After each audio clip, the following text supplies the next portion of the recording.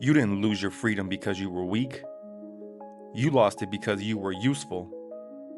They didn't need your consent. They just needed your compliance.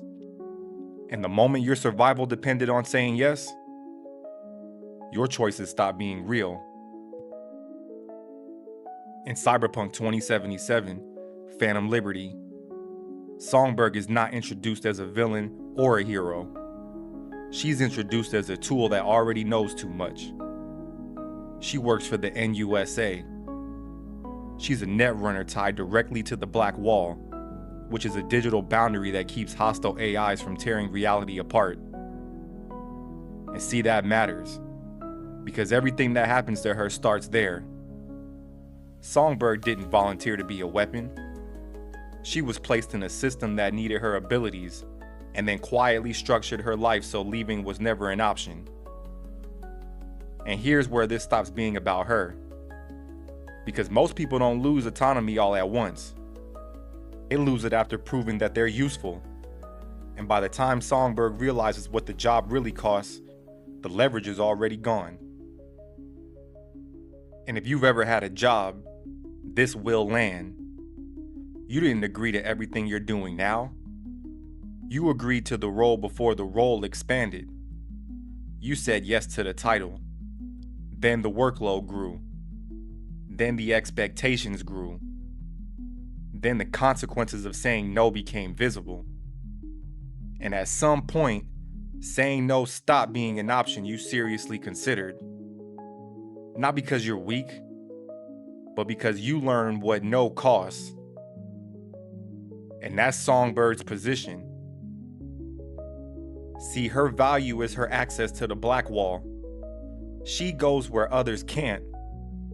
She does what others aren't allowed to do. And the NUSA doesn't treat that as a gift. They treat that as ownership. So she's monitored, controlled. She's kept close.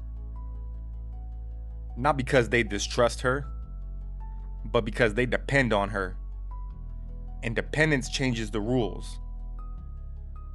Songbird isn't asked if she wants to continue. She's just reminded why she can't stop. She's told this work protects millions. This keeps the world stable. She's told this is bigger than her. And all of that may be true, but none of it gives her a way out. And this is the part that most people misunderstand.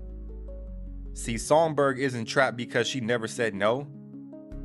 She's trapped because no becomes dangerous. And the moment she becomes essential, consent quietly disappears.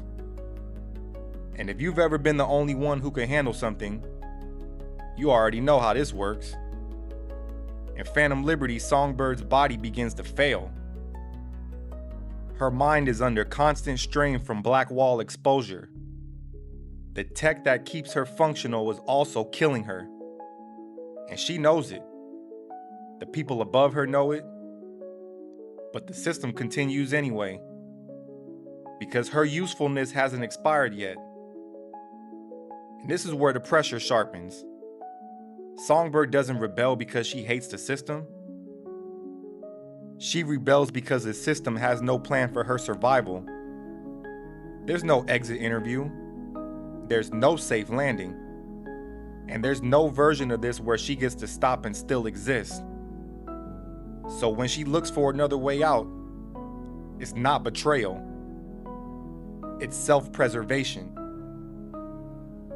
And at some point you realize being reliable turned into being expected. Being capable turned into being exploited. Being helpful turned into being permanent. And you didn't speak up. Not because you agreed, but because you saw what happens to people who do. And Songbird saw that too. The NUSA frames her role as duty, as patriotism. They frame it as necessity. But necessity is just coercion with better branding. Because if she stops, the system does not collapse. She does. And Songbird's story forces a question people avoid. If a system needs you, but they can't let you leave, were you ever free inside? And if the only way out is disobedience, was obedience ever consent? This is not about hacking. It's not about spies. And it's not about science fiction. It's about what happens when usefulness replaces choice. Songbird did not lose autonomy because she failed. She lost it because she was too valuable to release. And once that line is crossed, the system doesn't see a person anymore. It sees a resource. And that's where this story is heading. And whether people want to admit it or not, most of them have already stood on that line.